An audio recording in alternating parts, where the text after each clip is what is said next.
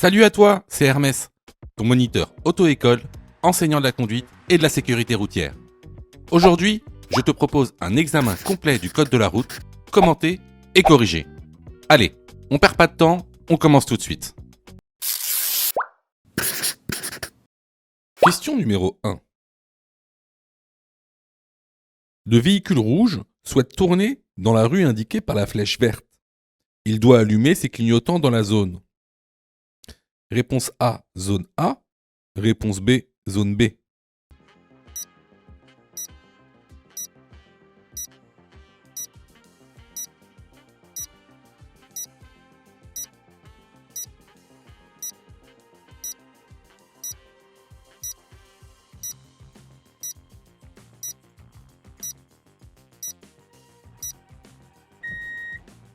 Alors, ici, le véhicule A est dans la zone A au début. S'il met son clignotant dans la zone A, ce qui va se passer, ce qui peut se passer, c'est que l'autre véhicule peut mal interpréter l'intention du véhicule rouge et croire que le véhicule rouge veut tourner dans la rue où il est. Et donc s'engager sur la route principale et créer un accident. Alors que si le véhicule rouge met son clignotant dans la zone B, là, il n'y a plus d'incompréhension. Il met son clignotant dans la zone B et il tourne à la prochaine intersection. La bonne réponse est la réponse B. Question numéro 2. La vignette critère permet d'évaluer le niveau de pollution de mon véhicule. Oui, réponse A. Non, réponse B.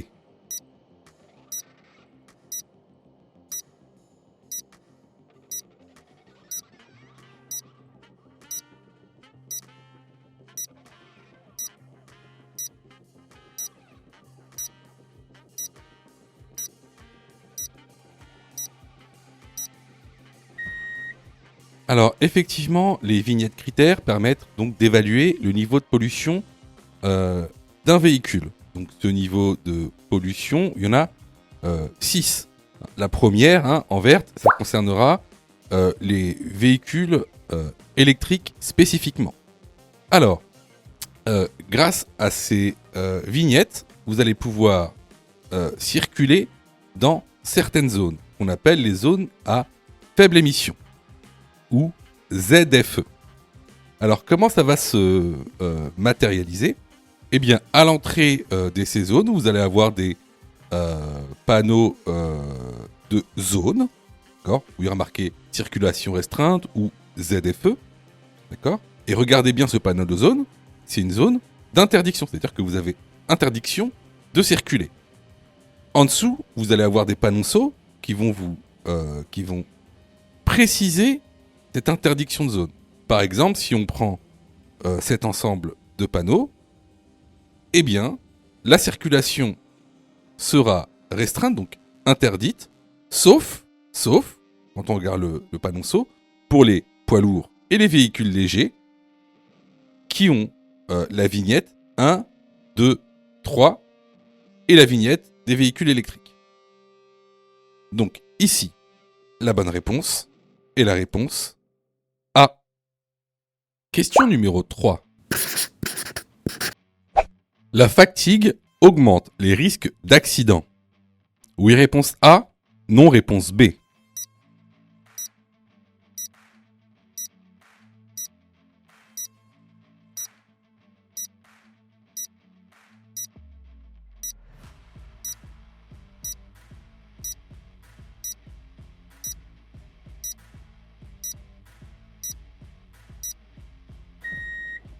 Alors effectivement, la fatigue est responsable d'un tiers des accidents sur autoroute. Le risque d'avoir un accident dans un état de fatigue est multiplié par 3 ou 4. Donc ici, la bonne réponse est la réponse A. Question numéro 4. Je sors de mon stationnement. Je dois, réponse A, contrôler derrière moi seulement. Réponse B, contrôler devant et derrière moi. Réponse C, contrôler les angles morts.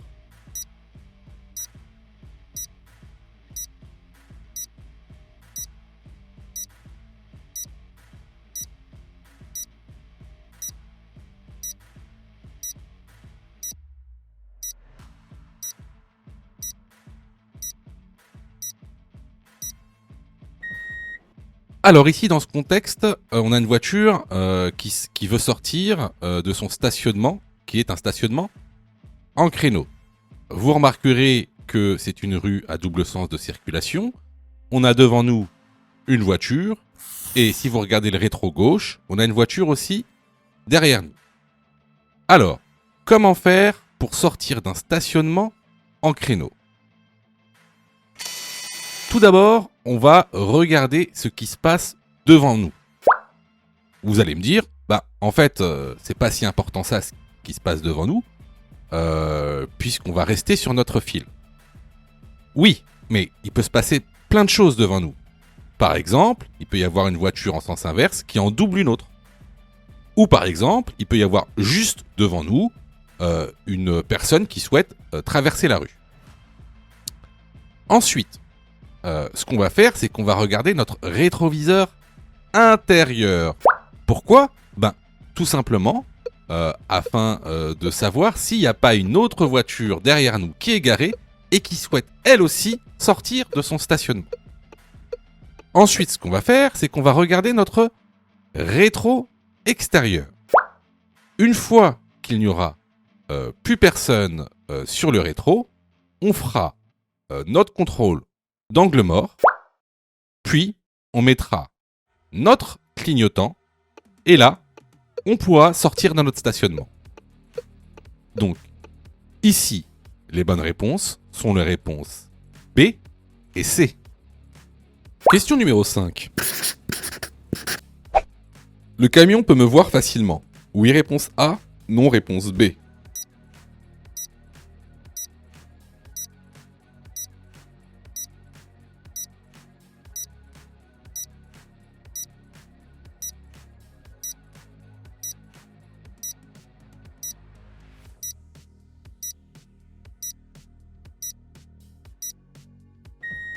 Alors, ici, vous êtes typiquement dans l'angle mort du camion. Donc, il est très peu probable qu'il puisse vous voir. La bonne réponse ici est la réponse B. Question numéro 6.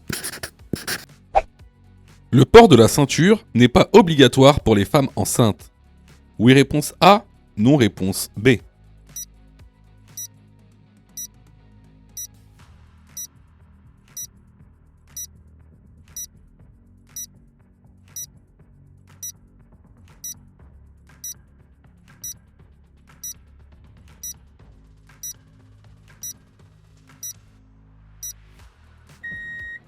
Le port de la ceinture de sécurité dans un véhicule est obligatoire pour tout le monde, même les femmes enceintes.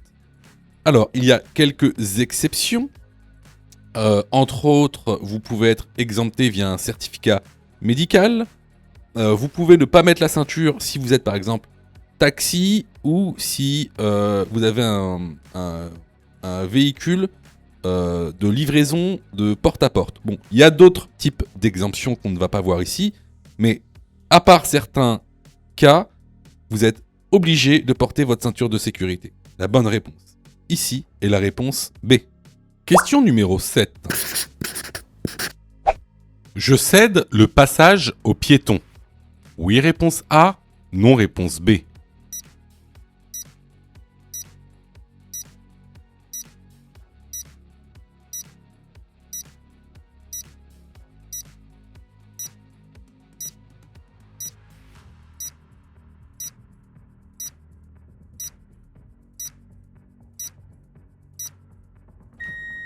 Alors ici, on est sur une intersection qui est gérée par une signalisation lumineuse. Le feu est vert, donc on passe, on ne laisse pas le passage aux piétons. La bonne réponse ici est la réponse B. Question numéro 8. Au carrefour, je cède la priorité à droite. Oui, réponse A, non, réponse B.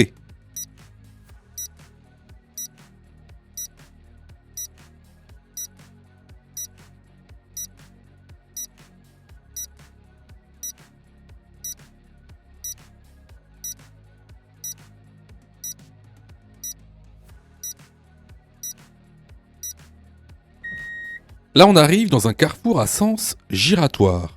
Donc, je cède la priorité à gauche?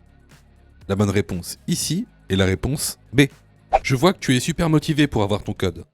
Alors, soutiens la chaîne en t'abonnant et surtout en activant les notifications afin d'être prévenu des dernières vidéos mises en ligne. Question numéro 9. Dans cette situation, réponse A, j'accélère. Réponse B, je cède le passage au piéton.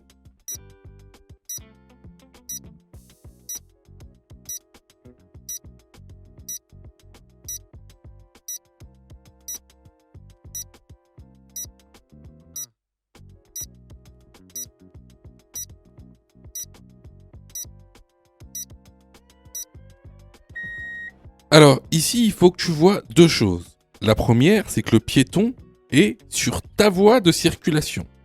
De plus, on voit très bien qu'il a l'intention de traverser la rue.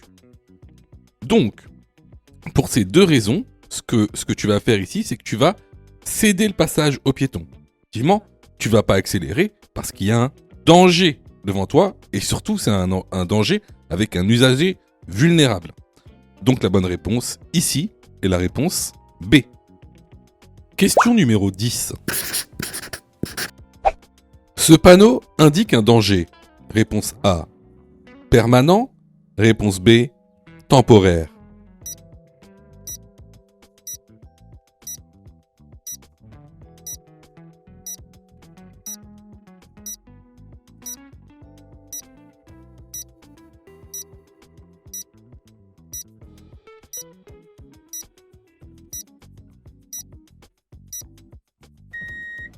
Alors, il existe deux types de panneaux de danger. Donc, les panneaux qui sont donc sur fond blanc, qui sont en fait des panneaux permanents, et ceux qui sont sur fond jaune, qui sont temporaires. Ici, ce panneau de danger de rétrécissement de chaussée est sur fond jaune, il est donc temporaire. La bonne réponse ici est la réponse B. Question numéro 11. Ce véhicule est stationné sur une intersection. Il est en infraction. Oui, réponse A, non, réponse B.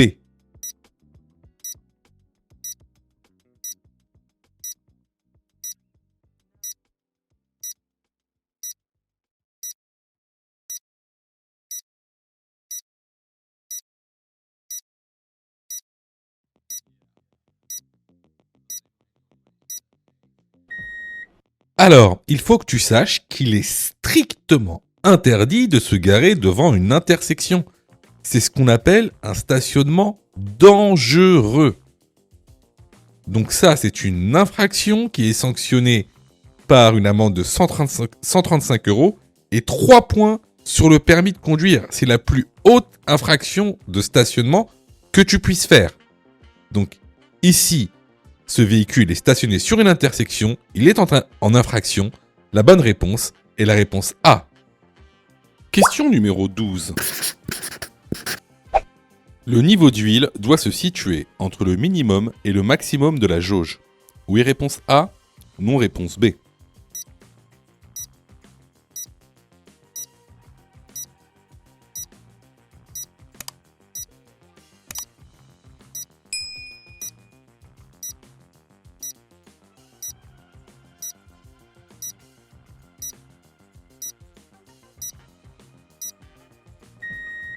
Alors, comment savoir si le niveau d'huile est correct dans votre véhicule? Alors, ce que vous allez faire, moteur à froid et sur sol plat, vous allez retirer premièrement la jauge, vous allez la nettoyer avec un chiffon, puis vous allez la replacer et la retirer pour regarder le niveau d'huile. Si le niveau d'huile est entre le minimum et le maximum, c'est que le niveau d'huile est correct. Par contre, s'il est en dessous du minimum, il faudra alors rajouter de l'huile dans le réservoir d'huile, qui est un autre bouchon, situé juste au-dessus en général. Donc ici, est-ce que le niveau d'huile doit se situer entre le minimum et le maximum de la jauge? La bonne réponse est la réponse A. Question numéro 13. Je peux utiliser les feux. Réponse A, de brouillard. Réponse B, de croisement. Réponse C, de position seule.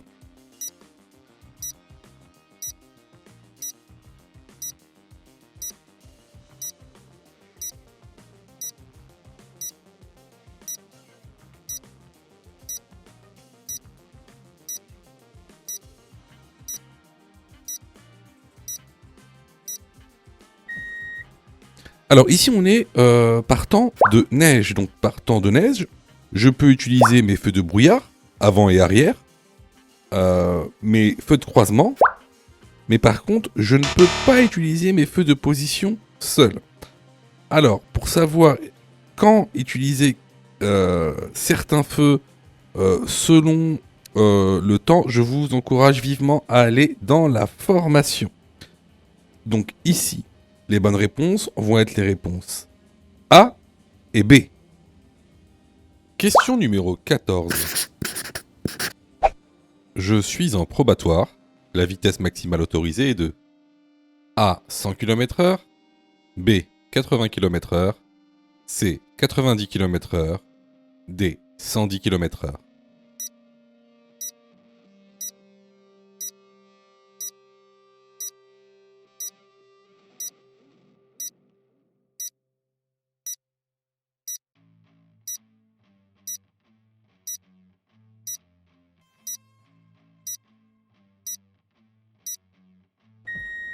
Ici, je suis sur une route à chaussée séparée. La vitesse maximale autorisée lorsqu'on est en probatoire est de 100 km/h. La bonne réponse est la réponse A. Prends quelques secondes pour t'abonner et activer toutes les notifications. Comme ça, tu seras averti des dernières vidéos mises en ligne. Question numéro 15. Le bus tourne sur ma rue. Il risque d'empiéter sur ma voie. Oui, réponse A. Non, réponse B.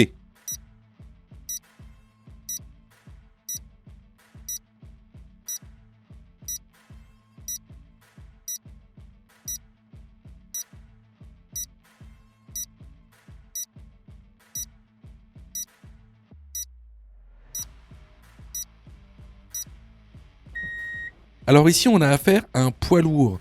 De par leur grande dimension, ils ont un rayon de braquage bien plus grand que celui d'une voiture. Donc, effectivement, ils risquent d'empiéter sur ma voie. La bonne réponse ici est la réponse A. Question numéro 16. Je roule à 100 km/h. La distance d'arrêt est de réponse A 100 mètres, réponse B 60 mètres.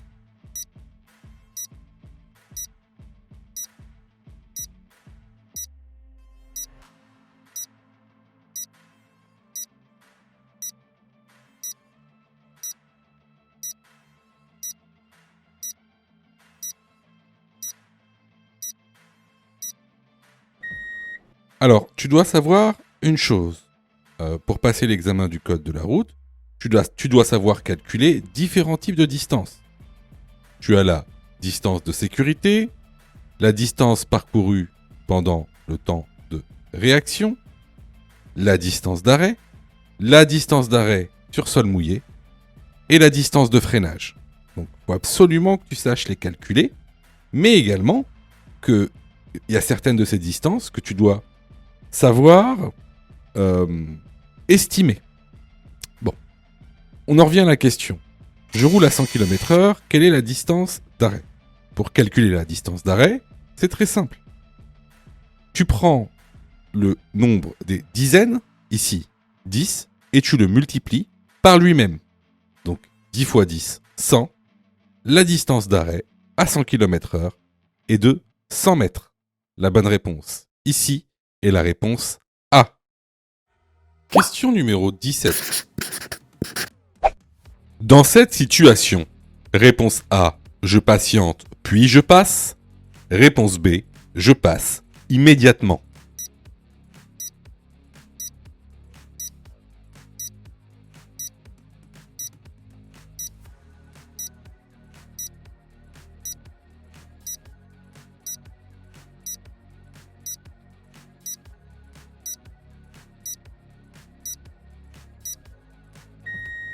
Alors ici, tu vois, il y a deux choses à voir.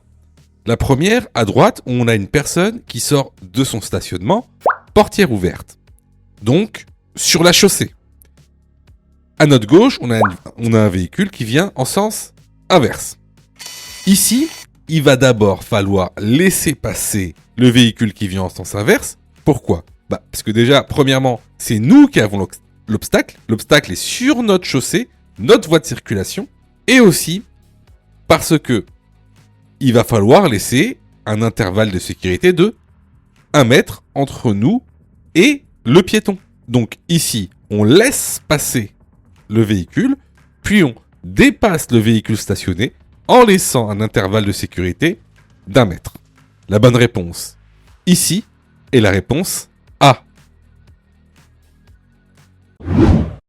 Sais-tu que Mon Code de la route est aussi une plateforme pédagogique qui te permet de passer ton examen du code à partir de seulement 9,90 €. Et on a même conçu, spécialement pour toi, un programme qui te permet d'obtenir ton code en un temps record. C'est le programme Mon Code en 10 jours. Avec un calendrier de révision personnalisé, un contenu pédagogique par thème conforme à la nouvelle réforme, des nombreux tests d'examen blanc issus de l'examen officiel, accessible sur smartphone, tablette et PC durant 1 an et en accès illimité. Et surtout, cette formation est 100% remboursée en cas d'échec à l'examen. Alors, si tu souhaites obtenir ton code du premier coup sans te ruiner et sans risque, rejoins notre programme en cliquant sur le lien en description de la vidéo. Pour ça, tu as juste à cliquer sur le lien en description et à choisir ta formule. Question numéro 18. Je suis responsable si un cycliste percute ma portière. Oui, réponse A. Non, réponse B.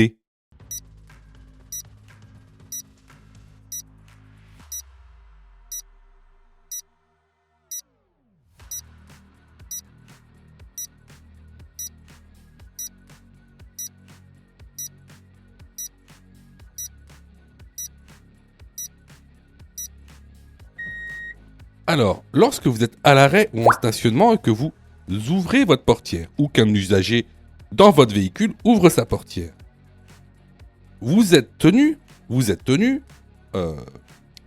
d'assurer la sécurité des autres usagers de la route avant de l'ouvrir. Si vous l'ouvrez et que vous causez un accident, que ce soit un accident avec dommages matériels ou corporels, vous serez tenu responsable dans la majorité des cas. Donc ici, est-ce que je suis responsable si un cycliste percute ma portière ? La bonne réponse est la réponse A. Question numéro 19. Cet enfant est bien installé. Oui, réponse A. Non, réponse B.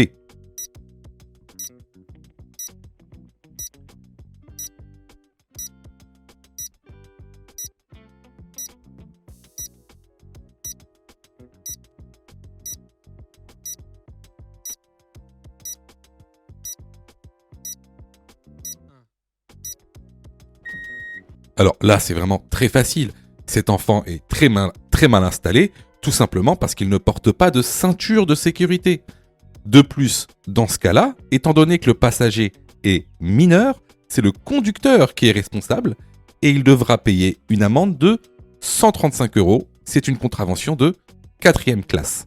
La bonne réponse ici est la réponse B. Question numéro 20. J'utilise le GPS. Je dois pas regarder l'écran, mais écouter les consignes. Oui, réponse A. Non, réponse B.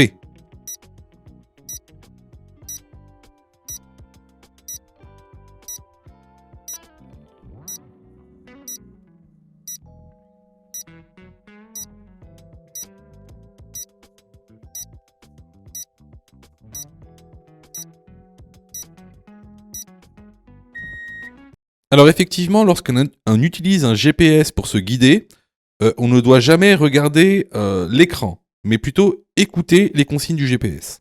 La bonne réponse ici est la réponse A. Question numéro 21.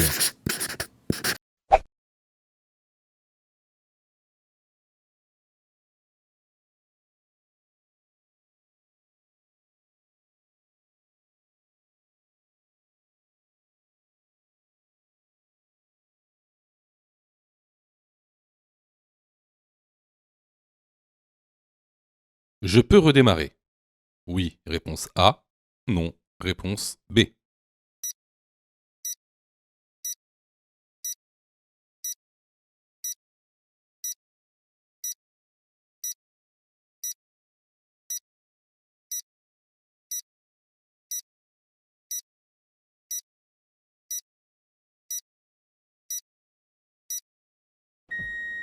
Comme tu peux le voir ici, les feux continuent de clignoter. Donc, je dois m'arrêter, je pourrai repartir lorsque les feux cesseront de clignoter. La bonne réponse est la réponse B. Les vidéos sont totalement gratuites, donc abonne-toi pour aider la chaîne et surtout, active les notifications pour être prévenu des dernières vidéos et avoir ton code beaucoup plus rapidement. Question numéro 22. Je suis témoin d'un accident avec dommages corporels. Dans l'ordre, je dois. Réponse A. Protéger, alerter, secourir. Réponse B. Secourir, protéger, alerter. Réponse C. Alerter, secourir, protéger.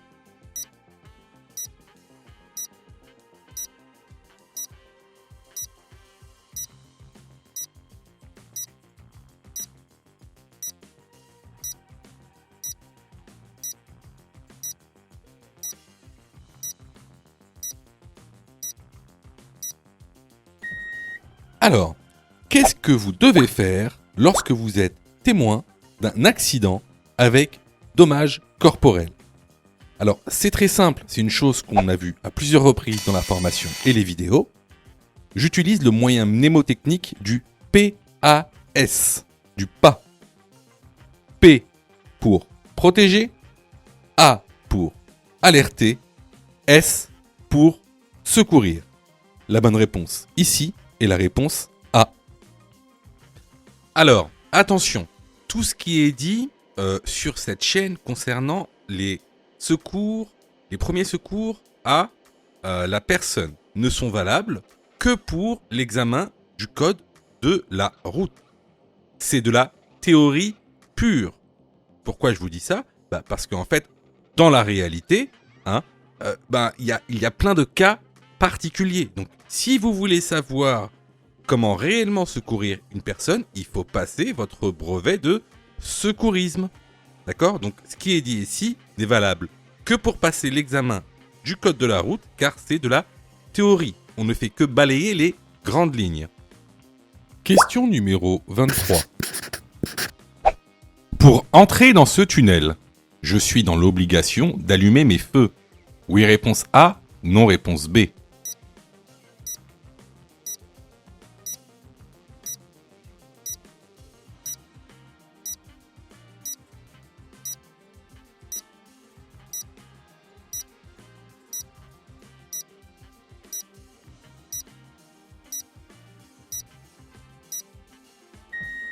Alors oui, comme tu le vois ici, on a un panneau d'obligation qui indique « Allumez vos feux ». Je suis donc dans l'obligation d'allumer mes feux après ce panneau pour pouvoir entrer dans le tunnel. Les feux qu'on doit allumer, ce sont les feux de croisement. La bonne réponse ici est la réponse A. Question numéro 24.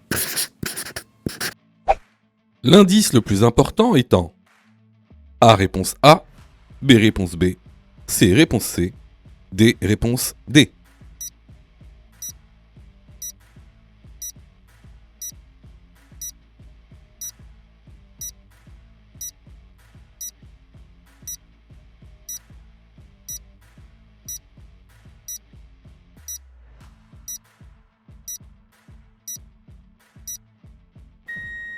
Alors ici, l'indice le plus important va être en C. Alors pourquoi? Regardez bien, le véhicule en C a mis son feu de recul. Vous voyez en bas, blanc. Donc il est en feu de recul, et il y a de grandes chances pour qu'il ne nous voit pas. Donc ici, l'indice le plus important sera l'indice numéro C. La bonne réponse est la réponse C. Question numéro 25. Je peux déclarer un accident matériel via un e-constat. Oui, réponse A, non, réponse B.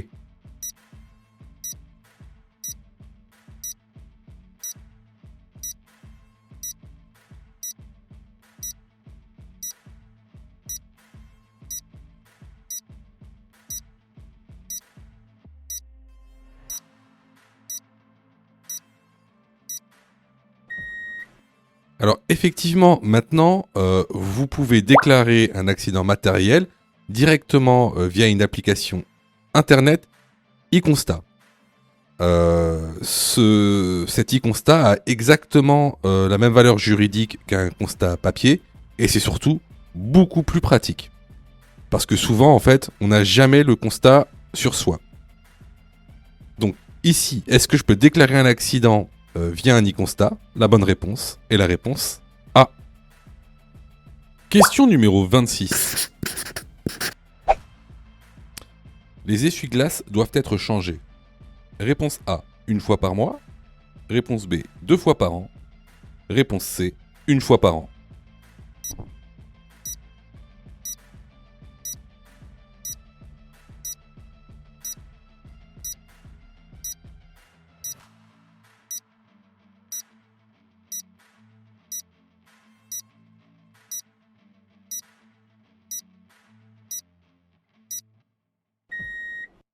Alors la bonne réponse est la réponse C. C'est une fois par an. Si tu aimes le contenu, alors prends quelques secondes pour liker la vidéo. C'est très important. Cela nous permet d'être mieux référencés et donc de te présenter encore plus de vidéos pour que tu puisses obtenir ton code le plus rapidement possible. Question numéro 27. Étant de nuit, il est préférable de faire un appel lumineux. Oui, réponse A. Non, réponse B.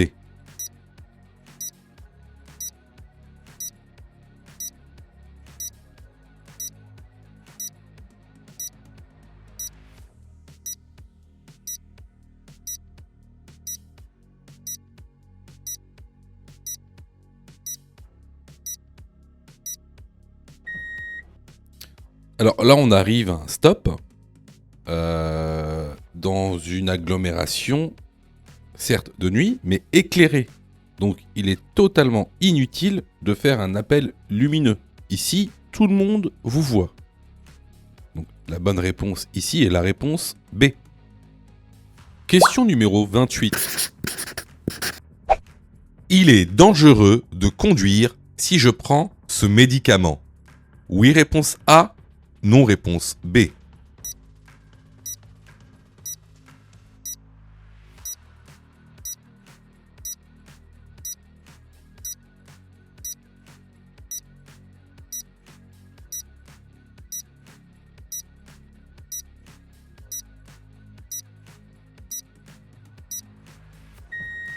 Alors, vous remarquerez qu'au dos des médicaments, il y a des pictogrammes de différentes couleurs qui émettent des recommandations quant à la conduite. Donc, ces pictogrammes sont classés selon des niveaux de dangerosité. Vous avez tout d'abord le pictogramme de niveau 1 qui est jaune et qui nous indique d'être prudent à la conduite. Vous avez ensuite le pictogramme de niveau 2 qui est orange, qui également nous recommande d'être prudent, mais surtout, il nous recommande de ne pas conduire sans avoir pris l'avis d'un médecin. Ensuite, vous avez le pictogramme de niveau 3 qui, lui, nous recommande de ne pas conduire du tout. Et, pour reprendre la conduite, de demander l'avis d'un médecin. Donc ici, comme on peut le voir sur la photo, on est sur un pictogramme de niveau 3. Donc effectivement, ici, il est dangereux de conduire si je prends ce médicament. La bonne réponse est la réponse A. Question numéro 29. La vitesse maximale autorisée est de réponse A, 70 km/h, réponse B, 80 km/h.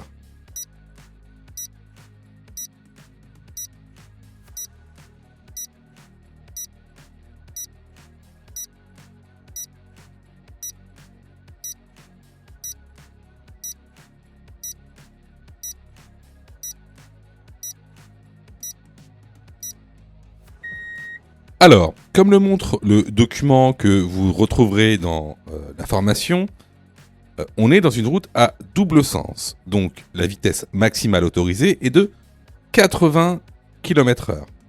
Clairement, là, c'est une question de cours. Donc, si tu t'es trompé à cette question, je t'incite fortement à aller dans la formation. La bonne réponse ici est la réponse B. Question numéro 30. Je me prépare à m'arrêter. Oui, réponse A. Non, réponse B.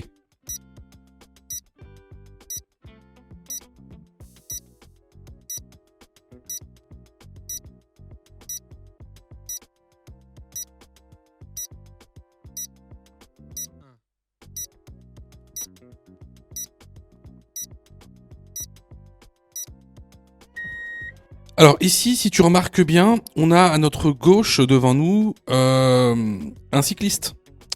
On a un cycliste et en plus on a un stop. Donc ici, on a un cycliste qui arrive en sens inverse dans une rue très étroite. Donc étant donné que la zone d'incertitude d'un cycliste est très grande par rapport à celle d'une voiture, on se prépare à s'arrêter. De toute façon, on va être obligé de s'arrêter parce qu'on a un stop. Donc ici, la bonne réponse est la réponse A. Question numéro 31. Je ne possède pas de carte d'invalidité. Je suis bien garé. Oui, réponse A. Non, réponse B.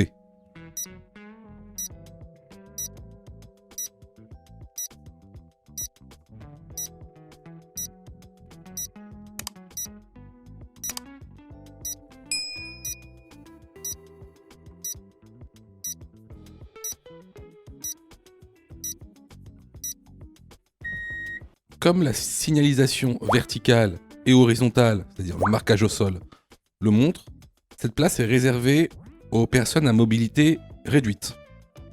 Alors, pour pouvoir stationner dans ces places, il vous faut 3 cartes.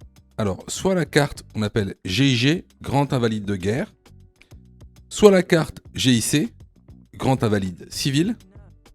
Et maintenant, ces 2 cartes en fait sont remplacées par la carte CMI, Carte Mobilité Inclusion, qui prouve de votre incapacité ou de votre mobilité réduite, disons. Donc effectivement, ici, je suis très mal garé. La bonne réponse est la réponse B. Question numéro 32. Lors de l'installation, je dois également régler l'appui-tête. Oui, réponse A. Non, réponse B.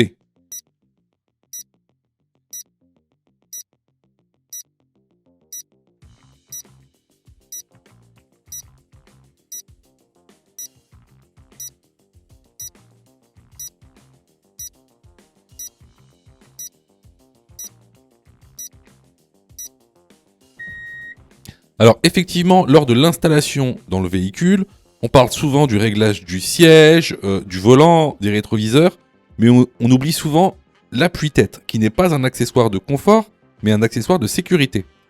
Donc ici, lorsque je m'installe, je dois régler l'appui-tête au niveau de ma tête par rapport à ma taille. La bonne réponse ici est la réponse A. Alors, vous voyez, il y a beaucoup de gens, en fait, je sais, je sais que vous vous êtes trompés. Enfin, beaucoup d'entre vous se sont trompés. Je sais que vous passez beaucoup de temps à réviser votre code. Je le sais. Sûrement que même vous avez une application gratuite. Mais vous savez, les applications gratuites, si c'est gratuit, ne pensez pas que vous allez avoir de la qualité. D'accord ? Ne pensez pas ça. C'est pas pour rien qu'il y a 40% de taux d'échec. Quasiment la moitié des gens qui regardent cette vidéo vont rater leur code. Pas parce qu'ils n'ont pas travaillé, pas parce qu'ils sont nuls, parce que vous avez été mal formés. C'est pour ça que nous, on vous propose donc une plateforme de formation 100% dédiée au code de la route, réalisée par des professionnels, avec une méthodologie adéquate qui vous permettra d'avoir votre code de la route rapidement. En plus de ça, vraiment ça coûte pas cher. Vous pouvez commencer à vous former pour 9,90 €. Ça c'est la formule la plus basse. Sinon, vous pouvez même choisir la formule Mon code en 10 jours. Et avec cette formule, vous êtes 100% remboursé si vous ratez votre code. Simplement en envoyant la preuve de votre échec. Donc voilà, moi un petit conseil que je vous donne, surtout si vous êtes trompé à cette question, allez dans la plateforme, formez-vous correctement, vous allez voir, ça va bien se passer. Pour ça, tu as juste à cliquer sur le lien en description et à choisir ta formule. Question numéro 33. La pression des pneus doit être vérifiée. A. À chaud. B. À froid.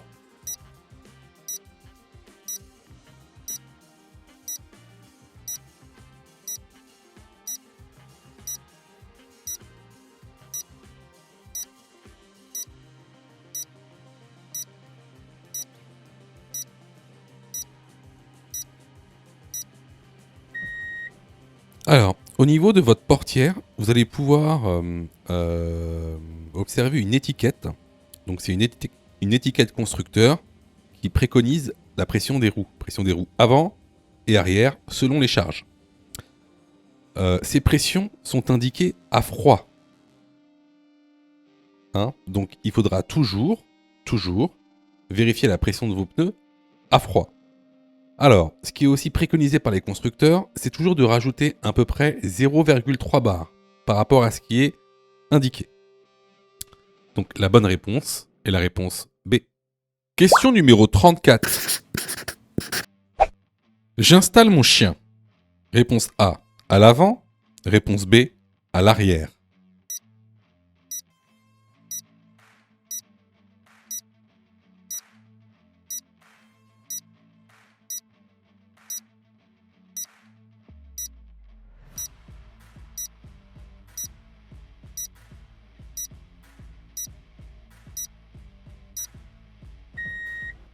Alors, il faut que tu saches, si tu as un chien, qu'il ne faut jamais l'installer à l'avant.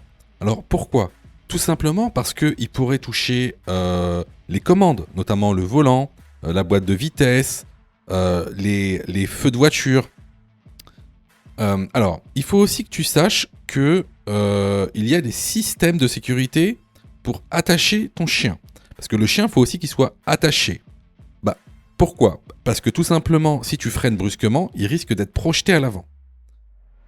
Donc voilà, il faut que tu saches qu'il y a des systèmes homologués d'attache pour les chiens. Donc ici, la bonne réponse est la réponse B. Question numéro 35. Les transports en commun permettent de réduire les émissions de CO2. Oui, réponse A. Non, réponse B.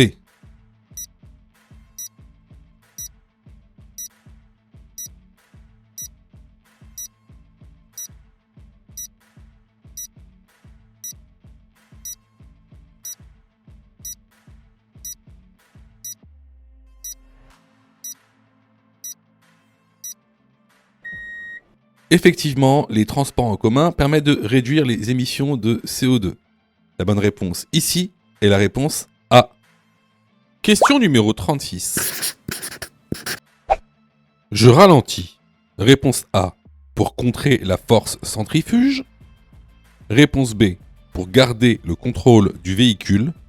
Réponse C, pour respecter les panneaux uniquement.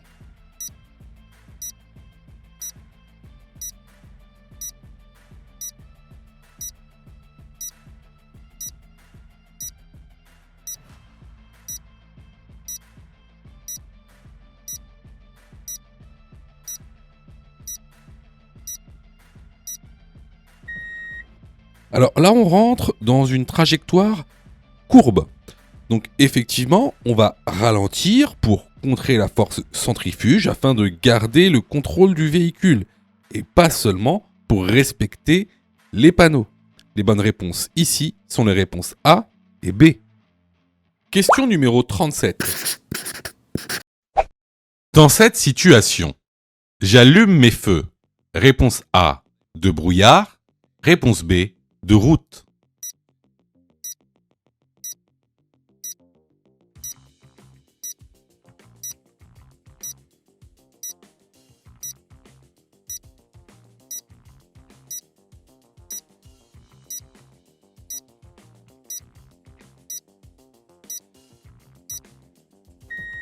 Alors ici, comme vous le voyez, il y a du brouillard. Donc ici, j'allume mes feux de brouillard. Surtout, je n'allume pas mes feux de route car je risque d'éblouir les autres usagers de la route. Donc la bonne réponse ici est la réponse A. Question numéro 38. La voiture est bien garée. Oui, réponse A. Non, réponse B.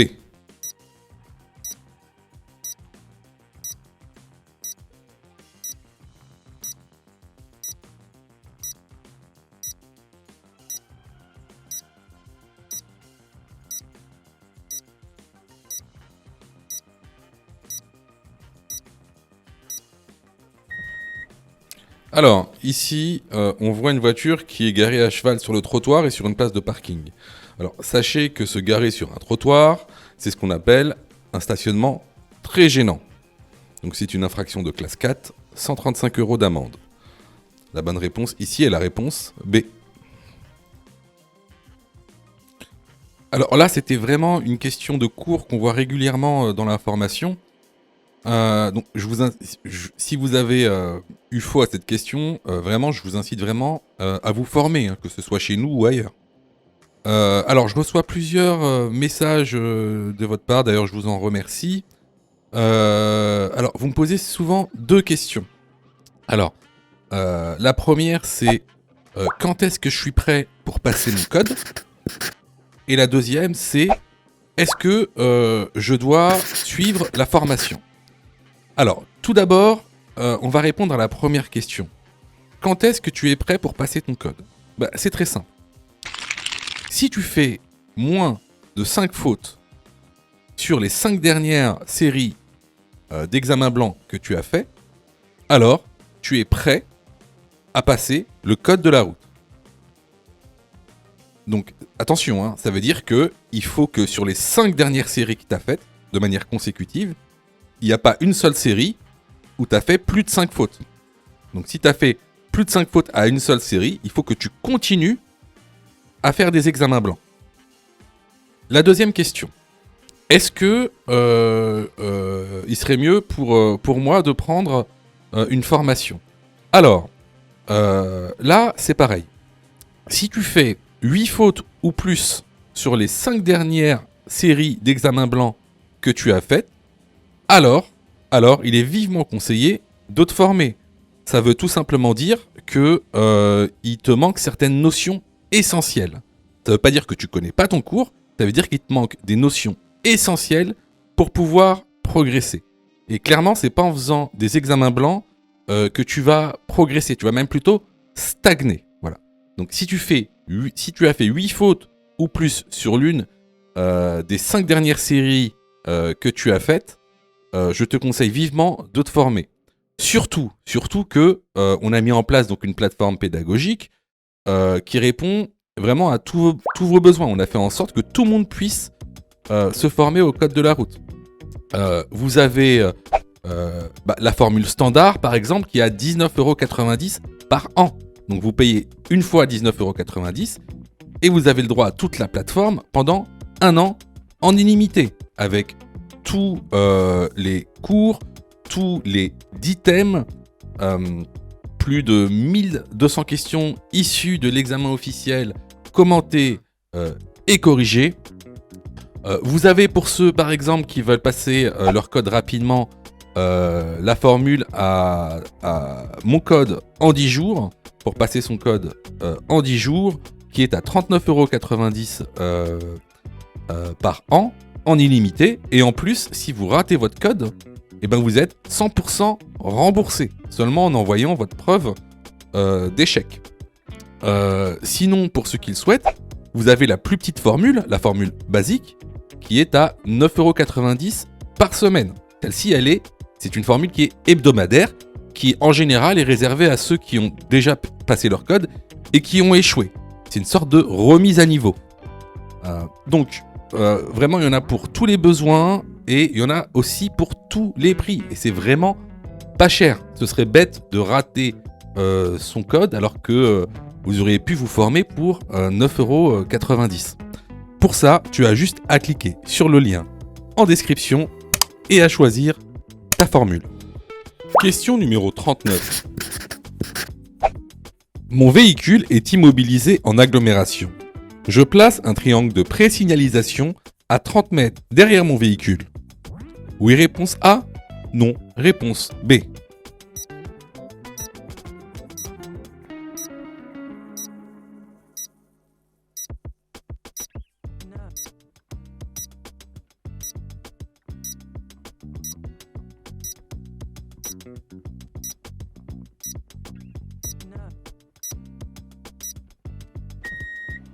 Alors, si votre véhicule est immobilisé suite à une panne ou un accident, effectivement, vous allez devoir poser un triangle de pré-signalisation à 30 mètres derrière votre véhicule. La bonne réponse ici est la réponse A. Question numéro 40. Je laisse le piéton passer. Oui, réponse A. Non, réponse B.